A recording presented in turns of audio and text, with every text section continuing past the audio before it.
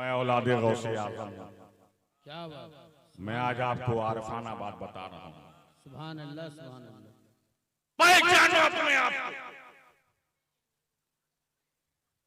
मैं मौलाना नहीं, किसी मदरसे में पढ़ा है, हमने खानका में पिया है।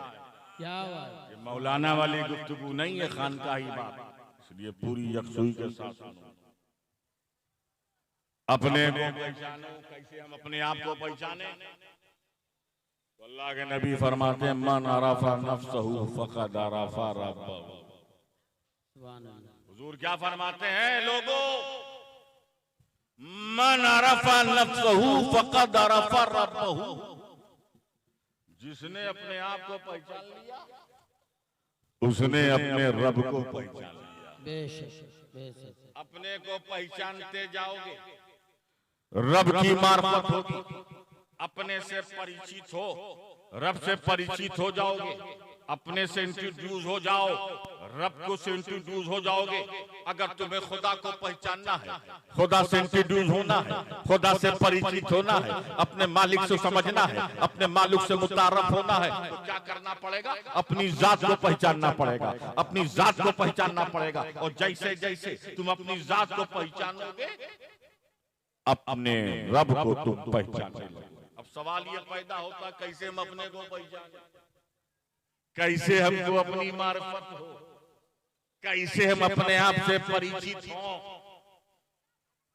उसको समझाने के बहुत से तरीके, एक तरीका मैं भी समझाता हूं। अपने को पहचानना है कि नहीं?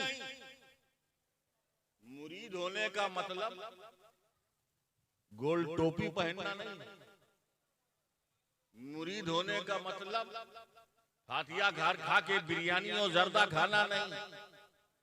मुरीद होने का मतलब तस्किए नाफ्स, तत्हीरे कल्ब, रूह में बालिगी कल्ब की सफाई, इसका नाम है मुरीद होना। और अगर आप बिरयानी और जर्दा, बालूशाही, यहाँ की उड़ीसा की बढ़िया मिठाई के चक्कर में अगर आप मुरीद हैं, किलो फातिया करेंगे और नसीम सरकार के नाम पे और बढ़िया मिठाई, तो ये मुरीद होने का कोई मतलब नहीं, मीनिंगलेस। अगर आपके अंदर कल्ब की सफाई, रूह में अपनी तवानाई नहीं पैदा कर पा रहे, अपने को पहचानोगे, अपने रब को पहचानोगे। अब हम अपने आप को कैसे पहचानें? एक मिसाल मैं आपको समझा रहा हूं। ये मकान है, नजर आ रहा है, कैसे बना? मैंने मकान वाले से पूछा, तुमने मकान कैसे बनाया? अपने को पहचानो। उसको पहचानने के लिए मैं समझा रहा हूं, बारीक बात है, ये खानकाही बात है, ये मशाइखीन तरीकत की बात है, ये पीरान तरीकत की बात है, ये मौलाना साहब, मुफ्ती साहब की बात है। मैंने मकान वाले से पूछा, तूने मकान कैसे बनाया? उसने कहा, पहले मैंने जमीन को एक्वायर किया, एक्वायर करने के बाद जमीन की नपाई करने के बाद फिर मैं ईटा मंगवाया, कपची मंगवाया, लोहा मंगवाया, सीमेंट मंगवाया, सलिया मंगवाया, लकड़ी मंगवाया, बालू मंगवाया, बहुत सारी चीजें जमा की। फिर मैंने मुस्तरी और कड़िया को बुलाया और ये बिल्डिंग बनी। कितने साल में बनी? 6 महीने में बनी, साल भर में बनी, 1.5 साल में बनी। अशिया मैंने कहा, बालू कहां से लेकर आए? कहा दरिया से लेकर। रेती कहा दरिया से लेकर आए। सीमेंट कहां से लेकर आए? काम लेकर आए, सीमेंट की दुकान से लेकर आए। मैंने कहा, पत्थर कहां से लेकर आए? कहा पहाड़ों से लेकर आए। आप लकड़ी कहां से लेकर आए? कहा दरख्त काट को लेकर आए। पानी कहां से लेकर आए? कहा जमीन से लेकर आए। मट्टी कहां से? कहा जमीन से निकाला। गोया 100 जगह से 100 चीजें मंगाई। लकड़ी कहीं और से मंगाई, सीमेंट कहीं और से मंगाई, लोहा कहीं और से मंगाया, रेती कहीं और से मंगाई, कपची कहीं और से मंगाई, बालू कहीं और से मंगाया, मिट्टी कहीं और से मंगाई, पानी जमीन से निकाला। इन तमाम 100 चीजों को जमा करने के बाद फिर आपने बिल्डिंग बनाई, मकान बनाया, निवास बनाया, और ये मकान बन गया। ये मकान ना बोलता है, ये मकान ना देखता है, मकान बनाने के बाद न मकान गुफ्तगू करता है, न मकान चलता है, न मकान बातचीत करता है, न मकान सुनता है, न मकान खाता है, न मकान बाता है, न मकान मुलाकात करता है, न मकान डॉक्टर होता है, न इंजीनियर होता है, न प्रोफेसर होता है, न लॉयर होता है, न मुहद्दिस होता है, न मुफक्किर होता है, न मुजद्दिद होता है, न मुहक्किक होता है, न साइंटिस्ट होता है। कुछ नहीं होता, खामोश इमारत। एक खामोश इमारत के लिए आपने सैकड़ों जगह से सैकड़ों चीजें जमा की, तो एक खामोश इमारत, एक चुपचाप इमारत आपने बनाई। अब जरा अपने को पहचानो, अपनी मार्फत बनाओ। तुम्हारा भी एक वजूद है, तुम्हारा भी एक वजूद है, तुम्हारा वजूद देखता भी है, तुम्हारा वजूद सुनता भी है, तुम्हारा वजूद बोलता भी है, तुम्हारा वजूद भागता भी है, तुम्हारा वजूद पकड़ता भी है, तुम्हारा वजूद सुनता भी है, तुम्हारा वजूद चलता भी है, तुम्हारा वजूद, तुम्हारे वजूद में तुम डॉक्टर भी हो, प्रोफेसर भी हो, लॉयर भी हो, बिजनेसमैन भी हो, साइंटिस्ट भी हो, आलिम भी हो, मौलाना भी हो, मुफ्ती भी हो, पीर भी हो, मशाइख भी हो। पता नहीं क्या क्या खूबियां तुम्हारे अंदर है। तुम्हारे अंदर जिस्म भी है, तुम्हारे अंदर रूह भी है, तुम्हारे अंदर शरीर भी है, तुम्हारे अंदर आत्मा भी है, तुम्हारे अंदर बॉडी भी है, तुम्हारे अंदर सोल भी है। तुम्हारा वजूद कैसे बना, तुम्हारा स्ट्रक्चर कैसे बनाया?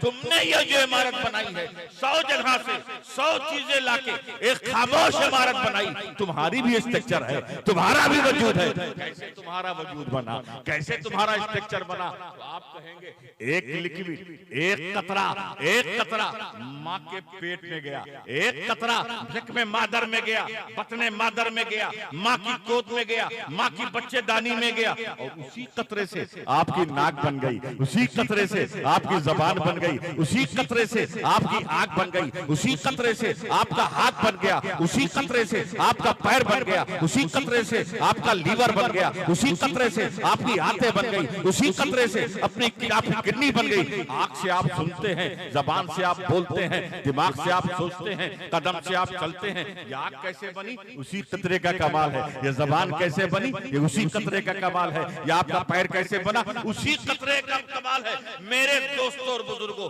अपनी जात को देखो, अपनी ताकत को देखो, अपनी कुव्वत को देखो, अपनी आंखों को देखो, अपने कान को देखो, अपने दिमाग को देखो, अपने कल्ब को देखो, इनकी तवानाई को देखो, और अपने रब की मार्फत हासिल करो, अपने रब की पहचान करो। एक छोटे से कतरे से चलता फिरता बोलता हुआ वजूद बना दिया। जब तू बनाने पे आया, सैकड़ों चीज बनाया, खामोश वजूद बनाया, तो खुदा ने बनाया एक कतरे से जनाबी इंसान।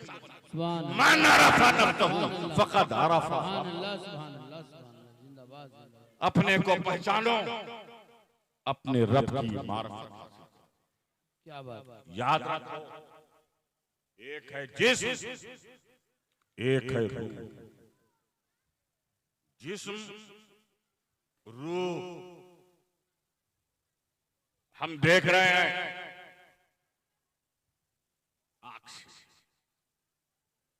हम बोल रहे हैं जबान से, हम सोच रहे हैं दिमाग से, हम सुन रहे हैं कान से, हम पकड़ रहे हैं हाथ से, हम चल रहे हैं पैर से।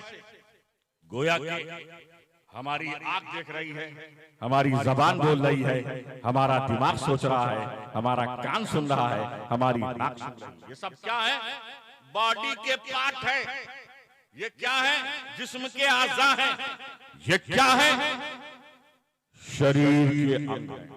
तो लगता है जिस्म देखता है, लगता है जिस्म सोचता है, लगता है जिस्म बोलता है, लगता है जिस्म सुनता है, लगता है जिस्म धड़कता है, लगता है जिस्म पकड़ता है, लगता है जिस्म चलता है। लेकिन अगर इस जिस्म में रूह को निकाल दिया जाए, जिस्म से अगर आपकी रूह को निकाल दिया जाए, तो आप देख पाएंगे, आप बोल पाएंगे, आप सोच पाएंगे, आप सुन पाएंगे, आप पकड़ पाएंगे, आप चल पाएंगे, ना आप बोल पाएंगे।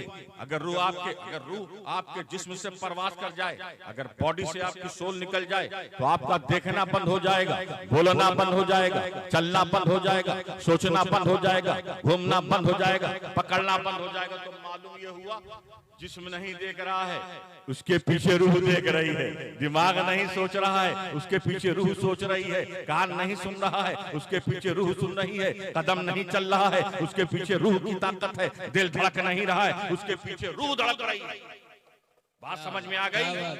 तो ये सारे करिश्मा, ये सारी जो क्वालिटी हम देखने फिरने, ये सब रूह की क्वालिटी है, सब रूह की क्वालिटी है। लेकिन याद रखो, रूह का भी एक दायरा है। एक है रूह और एक है क्या कहने। आज उसका मामला है सैयदे सानी का, इसलिए मैं रूह और रूहानियत समझा रहा हूँ। गौर से सुनो तो बात समझ में आ जाएगी। एक है रूह, एक है रूहानियत। रूह का दायरा मुतय्यन है, रूह का जो डायरेक्शन मुतय्यन है। मिसाल के तौर पे मेरी आंख वो दीवार तक देख सकता हूँ, दीवार के पीछे है, वहां तक मेरी आंख की रसाई नहीं। ये रूह का दायरा है। कोई भद्रक में चिल्लाए, शहर भद्रक के अंदर, मैं नहीं सुन सकता हूँ, क्योंकि मेरी सुनने का एक दायरा है। मैं इस मजमे की तो आवाज सुन सकता हूँ, लेकिन भुवनेश्वर में कोई चिल्लाए तो मेरे कानों तक आवाज नहीं आ सकती है। या जो मैं गुफ्तगू करूँ, तकरीर करूँ, तो मेरी तकरीर को आप इस इलाके में तो सुन सकते हैं, लेकिन आप उसको लखनऊ में नहीं सुन सकते हैं। तो गोया के मेरी गुफ्तगू का, मेरी आवाज का एक दायरा है। तो रूह की चीजों का, रूह की ताकत का एक दायरा है, रूह की ताकत और कुव्वत का दायरा है। लेकिन याद रखो, जब बंदा अल्लाह का जिक्र करता है, जब अल्लाह से करीब हो जाता है, जब जिक्र इलाही करता है, जब बंदगी करता है, जब इबादत करता है, जब रियादत करता है, जब महबूब हो जाता है, जब खुदा का महबूब और मकबूल बंदा हो जाता है, तो रूह का दायरा बढ़ जाता है, रूह की कुव्वत बढ़ जाती है। जब उसमें रूहानियत दाखिल होती है, तो रूहानियत जो दाखिल होती है, तो मेरे गौसे आजम ने मुर्दे से कहा, कुम बिस्मिल्लाह, तो अल्लाह के हुक्म से जिंदा हो जाए। मुर्दा जिंदा हो गया, मुर्दा जिंदा हो गया।